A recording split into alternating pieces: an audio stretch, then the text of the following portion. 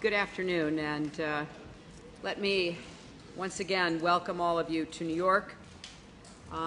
We are pleased to be hosting this meeting on Syria, but I must begin by acknowledging that conditions in Syria continue to deteriorate as the Assad regime relentlessly wages war on its own people. And we see more bodies filling hospitals and morgues, and more refugees leaving their homeland and flooding into neighboring countries. As President Obama told the General Assembly this week, the regime of Bashar al-Assad must come to an end so that the suffering of the Syrian people can stop and a new dawn can begin. Now, it is no secret that our attempts to move forward at the UN Security Council have been blocked repeatedly. On Tuesday, I met with Joint Special Representative Brahimi to discuss alternative strategies, and I look forward to hearing all of your views today. But the United States is not waiting. We are taking new steps to meet the growing humanitarian needs of the Syrian people, to support the opposition as it moves toward an inclusive democratic transition, and to further pressure and isolate the regime.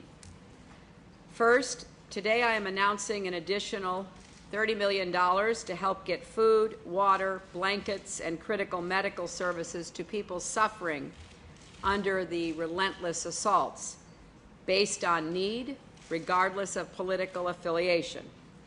This brings total U.S. humanitarian aid during this crisis to more than $130 million. As the need continues to grow, so must the emergency response. The UN appeal remains woefully underfunded.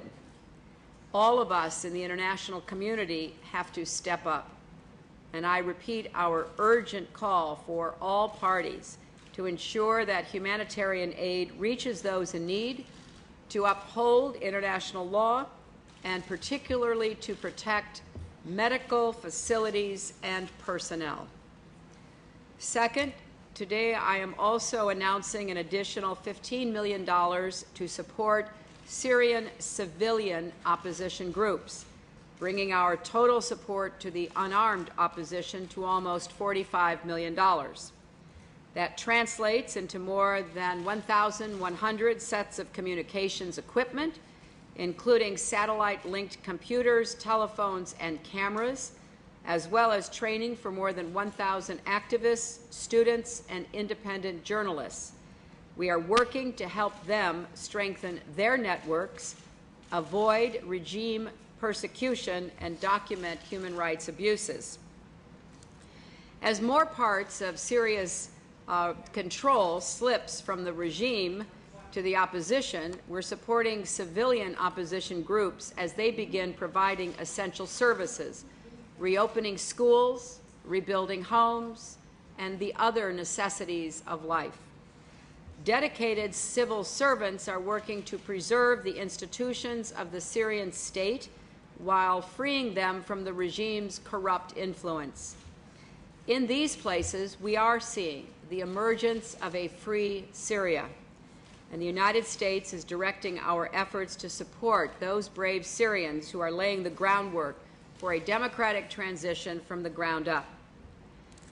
Over recent weeks, we have seen how important it is for people and leaders in nations transitioning to democracy to reject extremists who incite division, conflict, and violence.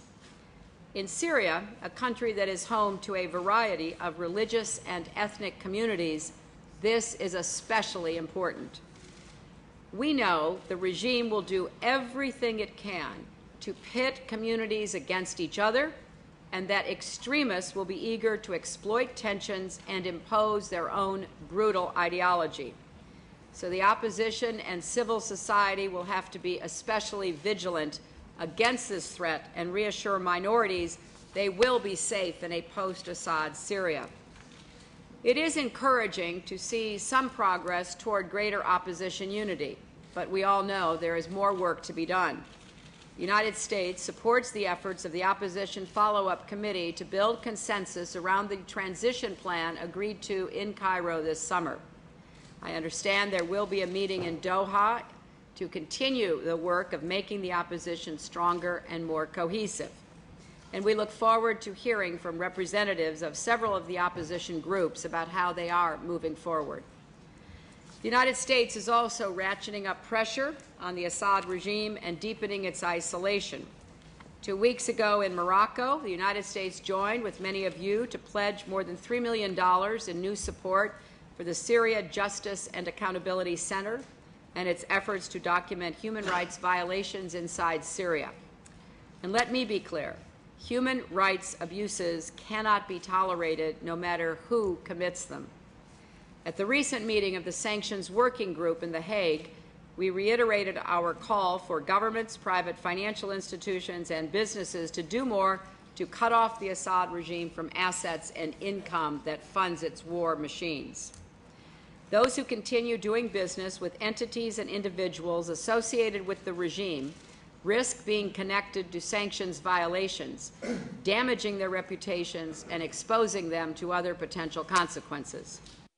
Our government also continues to expand sanctions against individuals and entities who help the regime procure weapons and communications equipment used in waging its war.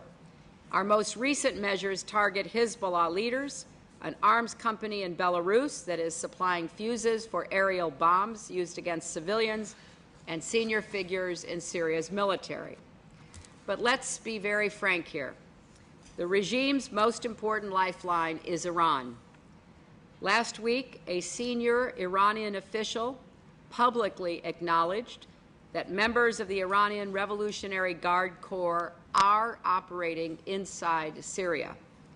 There is no longer any doubt that Tehran will do whatever it takes to protect its proxy and crony in Damascus. Iran will do everything it can to evade international sanctions. For example, last year, Turkish inspectors found a shipment of assault rifles, machine guns, and mortar shells labeled as auto spare parts aboard an Iranian airliner bound for Syria.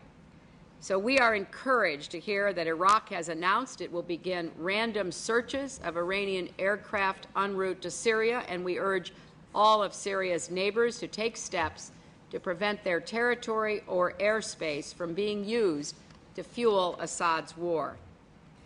The United States is moving forward on all these fronts, providing humanitarian aid, supporting the civilian opposition, and increasing pressure on the regime. As President Obama said, the future must not belong to a dictator who massacres his people. Together, we must stand with those Syrians who believe in a different vision. So there will be difficult days ahead, but our unity and resolve must not waver as we continue to do what we can to end the violence and bloodshed and bring about a better day for the Syrian people. Now, because of the need for our program to proceed, we're going to begin with Secretary General of the Arab League to make some remarks, and then the press will be asked to leave.